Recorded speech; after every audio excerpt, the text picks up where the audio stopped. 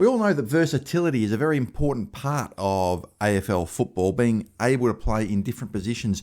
I wanted to talk a little bit about that with the way that our playing list is constructed at the moment and going forward, how this can potentially make us a better team next year. I'm going to talk all about that in this video. We've always had the passion and the iron will.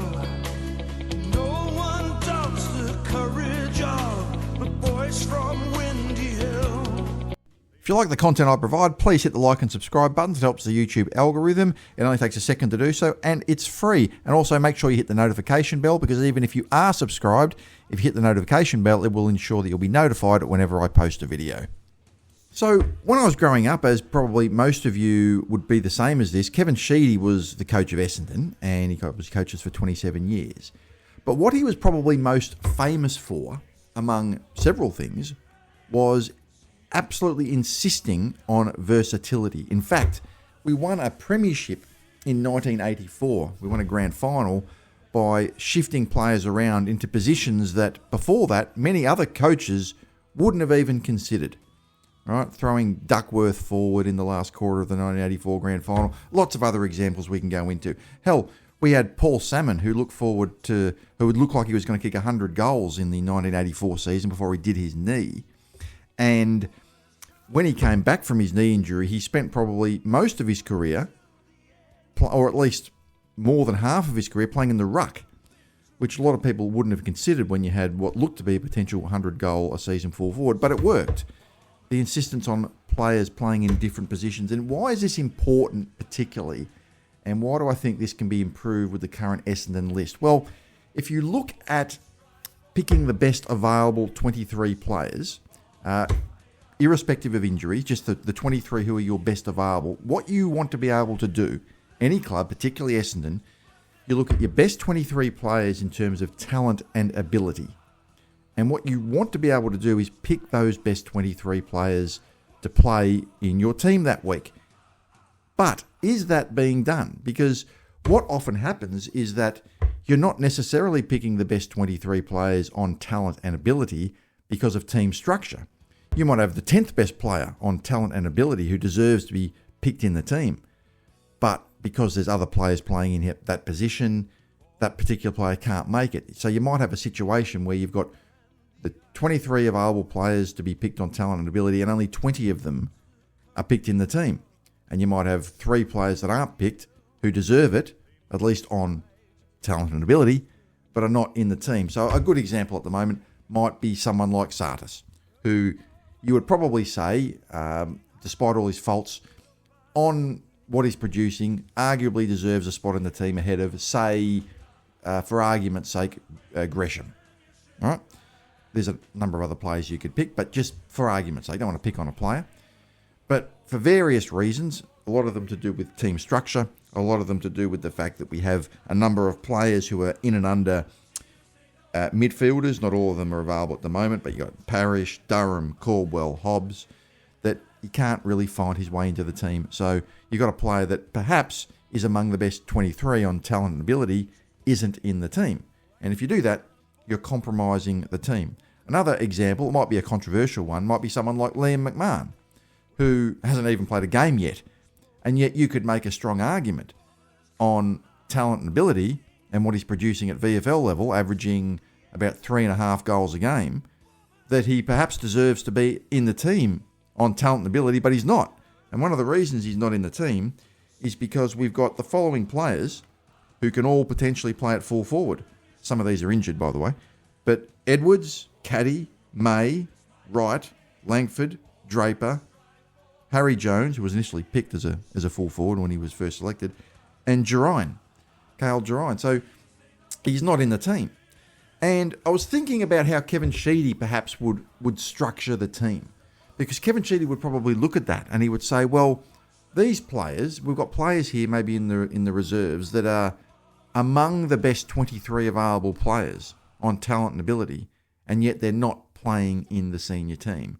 And he would insist on versatility. He would throw players in the back line, he would throw players in the forward line who are not used to playing in those positions, and the team would benefit from it. And the reason the team benefits from it is not just because the player can now play in a dual position and is experienced and you can throw them around in case of need, but also because you're actually picking the best 23 players.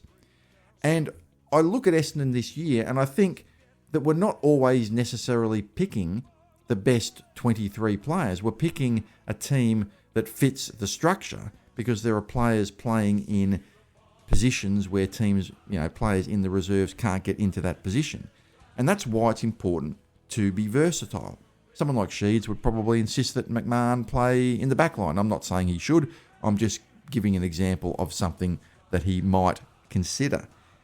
So, just a good example. The small forward situation is another one. We have the following players that are kind of all competing for the one position. We have Smart, Menzies, Kako, Guelphy, Gresham. All really kind of competing for that one spot. Now, Gresham's in the team, wasn't really even in the team. He was a sub on the weekend, and he didn't really play. He came on for 10 minutes in the last quarter. So of those 5 players, only one of them played in the team last week. That was Isaac Kako, and he deserved to play in the team, and he played very well. Now, I remember going back to a game last year, the big game against Carlton on the King's birthday eve. Not this year, I'm talking about last year, 2024. Jai Menzies actually played in that game, and he played in the back line, kind of like a half-back flanker, lockdown defender, small defender kind of role. And Brad Scott actually said, and I remember this quite well, that we had some injuries and we had players that couldn't play in for various reasons. And he said that during training that week, we had to give Jai Menzies a bit of a crash course on how to play in defence. And I can't remember everything about that particular game, but I remember that he did okay. He certainly wasn't a failure down there. Yet he was never trialled there again. And I kept on thinking, I was thinking today as I was making this, preparing for this video, well, why not? Why not? He was trialled there in one game, did okay. Why wouldn't you potentially trial him again as a lockdown defender, similar to sort of the role that Andrew McGrath has played at various times this year? And we dismiss a lot of these ideas entirely because we're used to players playing in a particular position that we don't want to trial them somewhere else. But you've got players that, are wallowing potentially in the reserves who could be playing in the seniors that, can't get in because of, the fact that we tend to, or Brad Scott anyway, tends to play players mainly in the same position. Now, I will give credit to Brad for the role he has chosen with Lachlan Blackiston. Blackiston was picked up as a ruckman in the WAFL, and as far as I'm aware, had no experience whatsoever playing in the back line. And they trialled him in the back line because we need him to play there, and he has been quite successful. And this is good because we know he is capable of playing in the ruck. I've never actually seen him play in the ruck, but we know he is because he played there in the WAFL, and now we have a player who can play in 2 positions. I guess the problem is the only reason he's played in the back line was out of necessity, not necessarily because, I suspect that if we didn't have the injuries, Brad Scott probably wouldn't have played him there. But it's a good example of, of a player that can, maybe the word excel is the wrong word, but a player who has shown improvement in each of the 3 games, playing in a different position, which has now benefited the team. So this is something I really would like to see the coaching staff explore into next year. I'd like to see more versatility among the players. We've seen examples of Menzies playing in the back line and then never playing there again. We've seen Blackiston play in the back line and do well. We've tried Harry Jones as a mobile wingman. That's probably okay. Hasn't really worked. I don't think he's really, come on in that position. Is there somewhere else we can play him? Maybe he should be the one who can be played at full forward. And I'm spitballing a bit there because there's obviously a lot of other players ahead of him. But we really do need, I think, players to be trialled in different positions. Because what I would like to see, I'd like to see what you guys think in the comments. My sort of utopia on this would be for the best 23 players who are fit and available to be the 23 players who are actually picked. Right? Because there's a difference between being the best 23 players who are fit and available and being the best 23 who are picked, because if you are not picking the best 23 each week because of team structure, you're kind of hurting the team in a way. You're kind of hurting the team. And this is really what made Kevin Sheedy such a great coach, and was probably his defining characteristic, that he would trial players in different positions until he found something. Probably my favourite example was Gavin Wanganeen. Gavin Wanganeen was initially picked up at Essendon as a mid-forward, basically. And for whatever reason, he got a little bit of the ball in the back line because the ball happened to be down there and he was following the ball down there. And Kevin Sheedy actually said that he looked so natural down there playing out of the back pocket that why don't we just play him there?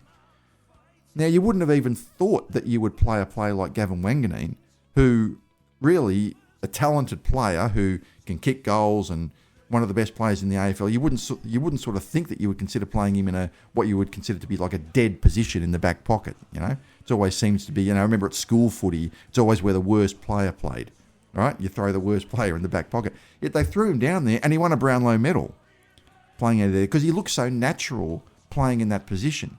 So it's amazing what you can find if you throw a few players around, and it's something I'd like them to trial in the off season, because I'd like to see someone like Asatis get more of a go. Could he play on a wing? And like I said, some of you might dismiss that and say, well, he can't play on a wing. Well, look, he's a running player. He's a midfielder.